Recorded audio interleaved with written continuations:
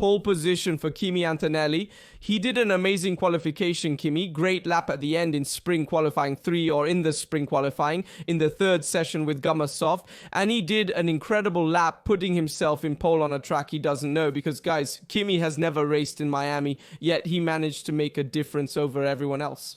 Among other things, we will also see the split times, telemetry, and everything else later. He drove very hard. It's not so much the car that made the difference in itself, but it's the driver who made the difference in this case, and who gave me an amazing lap. We also want to show the differences between Mercedes and Ferrari. We will see where Ferrari struggles at this moment, because we have seen a Leclerc and Hamilton who are currently struggling. They pay for the car that is now the fourth force. We said Ferrari. And we will see it later also from the shadow before starting. Of course, I remind you to leave a like, to subscribe and activate notifications so as not to miss any video that is here on the channel. Having said that, we have to comment first. The pole by Antonelli, who made a sensational lap. Meanwhile, I'll show you here too. Antonelli 1.26.4 made the pole in Miami in the sprint qualifiers and made a great lap. Looking at the split times and best sectors, you can see that he didn't make any best sector, indicating that his car was very balanced and strong in all 3 sectors. And it is he who made the difference as a driver. It must also be said that he came very close to making the best sector in the third. Even in the second, he came very close. And even the first was perhaps where he struggled a bit more. If we want the Mercedes, however, it was strong in the other 2 sectors and the car was very stable. Then Kimi made a huge difference in driving. He already started this weekend in Miami, making a difference over Russell going faster. And it's been a while. We say be careful that Kimi is growing. He is a strong, solid driver at 18. He is the youngest driver to have made a pole, among other things. I also show you the graphic, which is something amazing. And he is a driver who started very strong. Already in this season, I said, be careful with Kimi, who will grow and become even stronger. He had to fix a bit the qualification. He did it now. So he was really a formidable opponent for everyone. The graphic tells us that Kimi Antonelli is the youngest to have made a pole position at 18 years, 8 months and 7 days ahead of Vettel, ahead of Leclerc, ahead of Alonso, ahead of Verstappen, ahead of Norris, ahead of very strong drivers. Guys, we have champions in this ranking too. So guys, great Kimi, we have to congratulate him. Obviously, we don't have to put too much pressure on him, but he knows how to handle it very well. You can also see from his reactions on the track, and we saw a Kimi who was able to make a difference as a driver. I really say it sincerely. I also saw his onboard lap, and I said, wow, here it is really a matter of driving. Kimi managed to go beyond and above the car, and he was able to make a difference, even compared to his teammate. And let's go see now in detail. In fact, first let's see the ranking for a moment. Then we also see the telemetry. So because the ranking tells us, therefore, Kimi Antoniani in pole, then second Piastri, third Norris. So a McLaren that confirms itself strong as expected. In fact, Kimi is a bit the anomaly, the hope of this session. Then we have fourth Verstappen, fifth Russell, sixth Leclerc, seventh Hamilton with Ferrari, which alas is fourth force. Behind Mercedes series, which has 2 drivers, one in front of the other in 5th position. McLaren, which is the reference car if we want. Verstappen, who makes the difference. Among other things, I underline Verstappen 4th and Tsunoda 18th, with a jar in Racing Bulls 9th. So pay attention to that situation. We will talk about it later. Then 6th Leclerc, 7th Hamilton. Guys, a Ferrari that is still struggling. Why is it struggling? It's a Ferrari that doesn't excel in any sector, because with this 6th and 7th position, we have seen a Ferrari 4th force. Leclerc himself said it. Hamilton also said it. It's a Ferrari that doesn't go too strong, neither in the first nor in the second sector. In the third, it struggles more, if we want, in 2 points. That is in traction, and also in the straights, it doesn't go so strong, and therefore it struggles a bit more in all areas. However, it struggles a lot in traction, in using less steering compared to the others. In fact, Ferrari uses more steering and therefore manages to give less gas on exit. And this can be clearly seen from Leclerc's onboard lap. And there are many corrections apart from the drivers due to an objectively unstable car. If you see Kimi's onboard lap and Leclerc's onboard lap, it is clearly seen that even Mercedes is more stable than Ferrari. At this moment, obviously, they try to maximize as much as possible. I thought that in a weekend with the sprint race, Ferrari could present itself with a more stable setup. Instead, we saw in free practice 1 a setup change by Ferrari, because probably even its drivers were not very comfortable with the car. We saw that They slightly unloaded the bin wing. They also made some setup changes, but we saw a Ferrari that struggled even in free practice one, was not comfortable in short. And it always found itself chasing a track like Miami that we said on paper is not ideal for Ferrari, and it was seen pity. Pity is that we will see if it will also be able to modify this ongoing weekend, because anyway, we know that after the sprint race, the setup can be modified again because the park firm will reopen. But to date, Ferrari seems limited both by the car that does not manage to give signs of improvement, guys. If to me, this Ferrari is very limited compared to the opponents because it does not have a real strong point, because we said McLaren goes strong in tracks where there are many slow curves, many curves also maybe fast, where you need to retune the apex, in short, where you need to have a lot of traction, but more than anything, more than traction, have a lot of lateral grip. We said Red Bull goes strong in the stretches, in the straights. It's a very unloaded car. Mercedes has made this exploit here in Miami. Also thanks, in my opinion, to the rear wing that they modified. We will talk about it later, and Ferrari instead does not have a real strong point. Among these, it seems to be the car that is a bit more average. It can't achieve a very good top speed. Like Red Bull, it can't be so strong in traction. It can't be so strong in the fast curves like McLaren, and it struggles a bit in all points. It doesn't have good drivability. This is also a bit of the main problem of Ferrari. In fact, Hamilton and Leclerc have to resort to the Extreme 7 to try to have more grip on the front and have a more drivable, more precise car, but you have a more unstable rear, and so you struggle even with soft rubber, which is the softest compound available. We have seen many corrections by Leclerc. So now first I want to show you the rear wing of Mercedes, a detail to show you how they have modified it. You see here that it is slightly raised in the area of the main plane. In fact, we have seen the Mercedes that was slightly unloaded compared to the opponents, and that managed to go faster in the stretches, and this thanks to the new rear wing that it has mounted, and that allows it to go faster in the straight areas. Then now I will show you instead the onboard lap compared between that of Kimi and that of Leclerc. So let's go see first that of Kimi, and then I show you the difference in the same curve with Leclerc. So let's take Kimi's lap. Here it is. Okay. Kimi's lap with soft tire. Let's go ahead and see how in curve 1-1 he arrives, enters precise. He doesn't have too many corrections. You see he moves the steering wheel quite well. The car is stable. He doesn't have corrections. Let's go ahead. This part here, the fast part of the circuit, Kimi does it very well, but in general, all teams can have a fairly stable setup in the fast curves.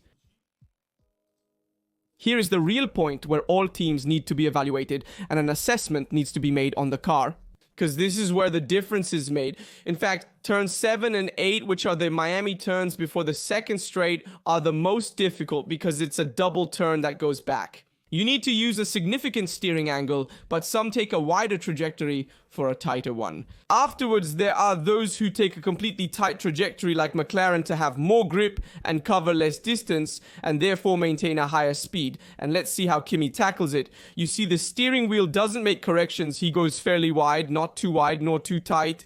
He doesn't go too tight there to hit the apex, but he manages to make a good run, maintaining a stable trajectory without making corrections and closing the turn. Let's move on. Let's also look at the guided section. This is where Mercedes wasn't very strong compared to the opponents.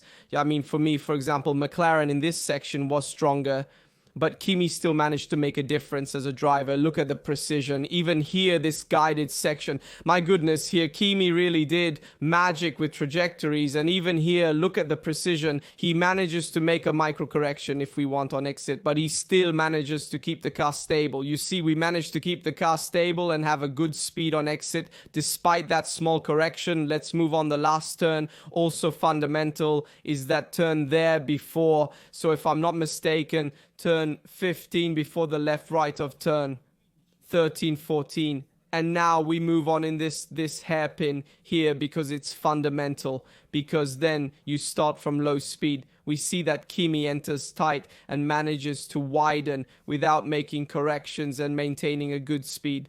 Now I'll show you the same lap of Leclerc with soft tire in the last attempt in the spring qualifying 3 of the sprint qualifying.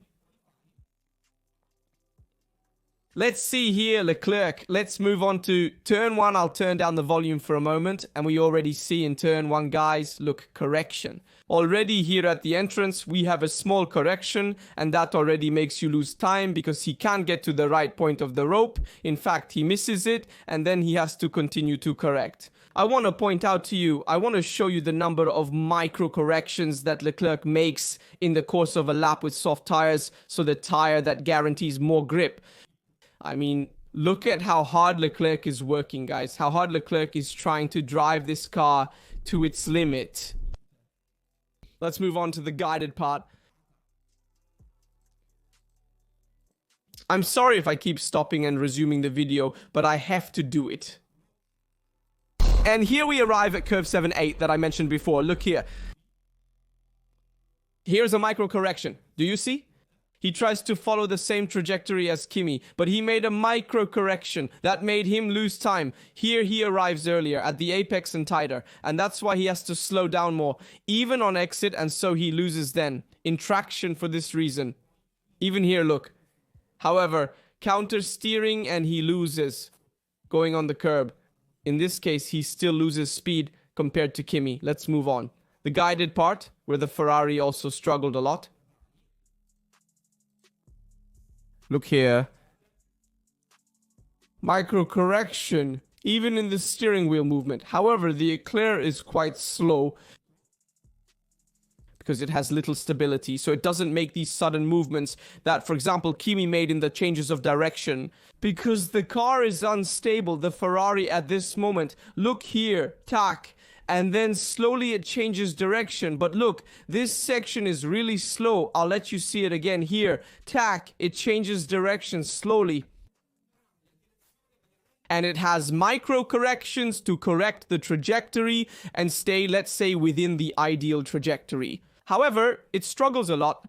Here it arrives first at the rope point to rotate its single-seater earlier, but then on exit here it has to control the exit because otherwise it crashes into the wall, and there it loses a lot in traction as well.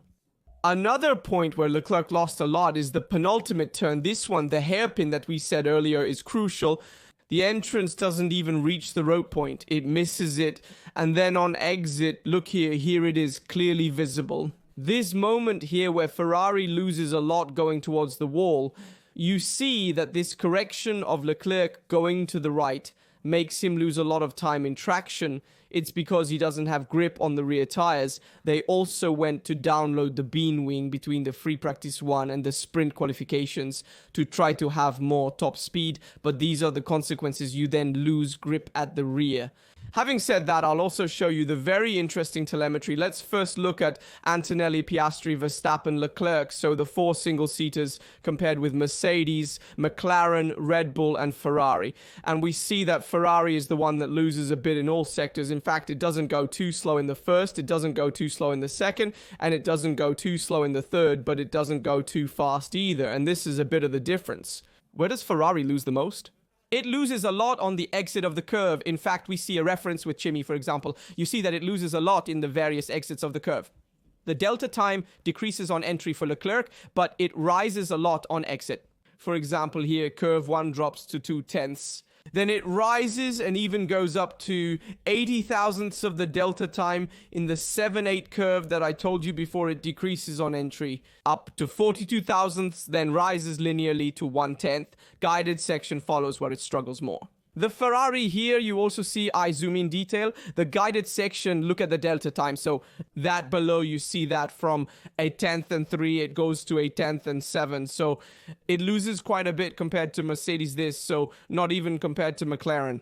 That of McLaren loses even more because McLaren arrives with a difference between Ferrari and McLaren of about 1/10 and 1, and they end up with a difference of 2/10 in favor of McLaren. So McLaren recovers in the driven part of traction. In fact, Mercedes here was not the strong point, but Kimi is good at managing the tire anyway.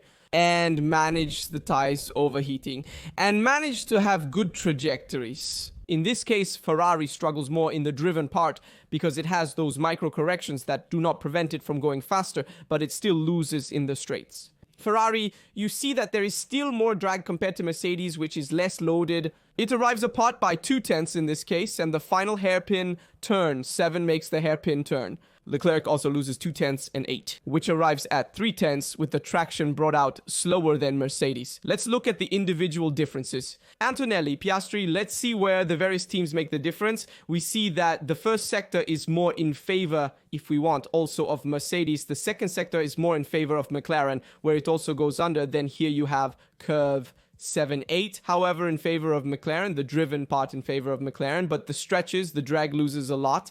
McLaren, which is a weak point, McLaren is precisely the speed in the straights, which is a key point anyway in Miami, there being so many straights, so many stretches, and there it loses a lot. McLaren, and here anyway, Piastri was under, then he loses a lot. In the last curve, he probably didn't even do it in the best way, because look how much he loses compared to Kimi. Let's move on. Leclerc, Hamilton. Difference in the Ferrari house. Let's see which driver makes the difference on the other. And Hamilton was 0.2 from Leclerc. So a more acceptable gap. But Hamilton was also totally confused with this Ferrari. But he got a little closer to Leclerc. The main difference curve 7-8 with Leclerc manages to bring more speed on entry, and so here he also manages to have more speed than in braking, and we see just how much more effort, if we want Hamilton in stopping the car, has to stop the car more, and the Leclerc, who instead manages to keep an ideal trajectory a little wider, but to keep more speed of travel and therefore go faster even here. In fact, Hamilton loses 0.2 in this curve. Then, moving forward, the driven part is also quite similar. Hamilton loses 50 thousandths in the driven part, but not too much. And then he loses a lot here, but he also recovers. He gets to 0.2 and 2. So let's say the critical part of Hamilton at this moment is curve 7-8, where he makes the most difference. To Clark, you see that from 40 thousandths, he goes to 1/10.5 at the end of that curve, and then he loses 50 thousandths in 2 sectors. So not too much if we want in the rest of the lap.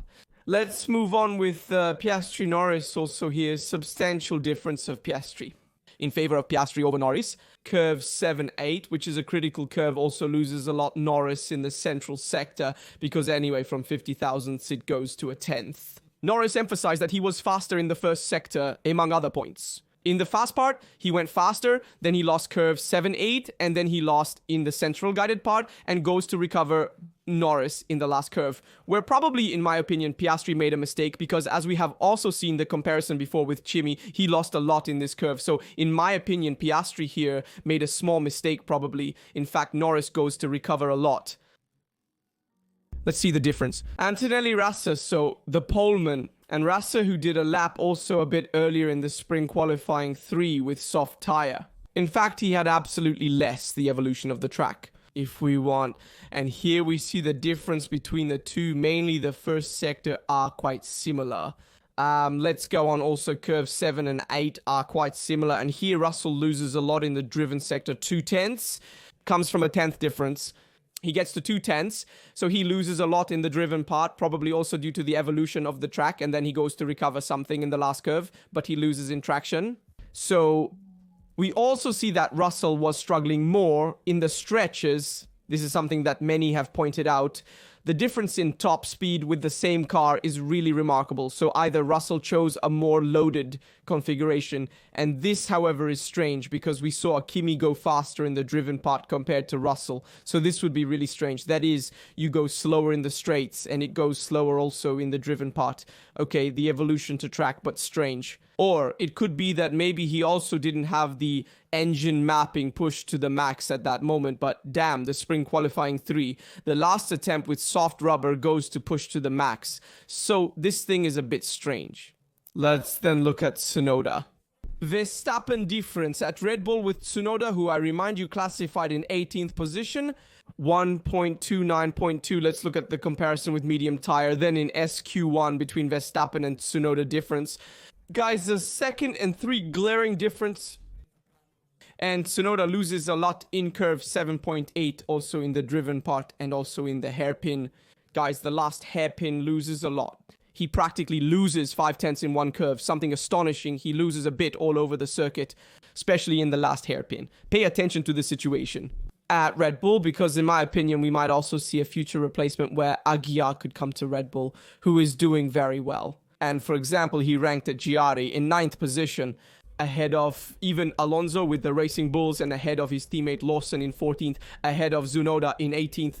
So be careful, there could be some shocks at Red Bull. Also pay attention to the situation at Alpine with Duan, who could be replaced by Colapinto starting from Imola. They talked about it during the commentary, and in my opinion, there could be a fairly critical situation. From this point of view, while we talk a bit about what we should expect for the sprint race, in fact, let's take a look now at the expectations for the race. And in my opinion, be careful that we might see some overtaking, because there are several drag reduction system zones. You need to have a good grip of the tire. You need to have a good top speed. And be careful that we might see a Ferrari a bit stronger maybe on the race pace compared to the qualifications. Obviously, we hope so. But it will also depend on the choice of the setup, because very often one can choose a setup maybe a bit more unloaded but struggle in the management of the tires and vice versa. So, in my opinion, Ferrari could maybe go stronger in the management of the tires, try to bring home more overtakes. Surely being in dirty air will not help, so we hope a Ferrari that can recover, but the concrete objective of the sprint race, in my opinion, is the top 5, even the podium. I see it really difficult. More than anything, because the McLarens are definitely superior, and so I see them on the podium. Kimi starting ahead is advantage to finish on the podium, or at most in second, third position. It also depends a bit on the start from everything, or he could even win, for goodness sake. And so I see, in my opinion, at most, the possibility of overtaking a Mercedes, that of Russell, or maybe even Verstappen, but no more, no more. So already a top 5 of Leclerc would be a lot. I see Hamilton a bit more in difficulty, but we see that he still starts there near Charles. Also tell me your opinion on the sprint qualifying, on the free practice one that we saw in Miami. As always, I remind you, also tell me your prediction for the sprint race. In my opinion, on the podium, we will see. It is difficult to commit, but in fact, I do it. Come on, I do it. In my opinion, we could see, come on, I hope in the victory of Kimi of the sprint race. Also because there are not many laps to do. Then I say Piastri Norris, I keep the same top 3 of the spring qualifying. That may be because Norris I do not see very well, but in fact, maybe we could even see Verstappen third ahead of Norris, who attacks him at the start. So we could see Kimi, Piastri, Verstappen we could see as a podium. Let me know also your opinion in the comments on your prediction. As always, I remind you to leave a like, to subscribe, and activate the notifications to not miss any video that comes out here on the channel. Every day, I keep you updated on all the news on Formula 1 and on Ferrari. I leave you other related videos here from Rastaduto. We will see you in the next video.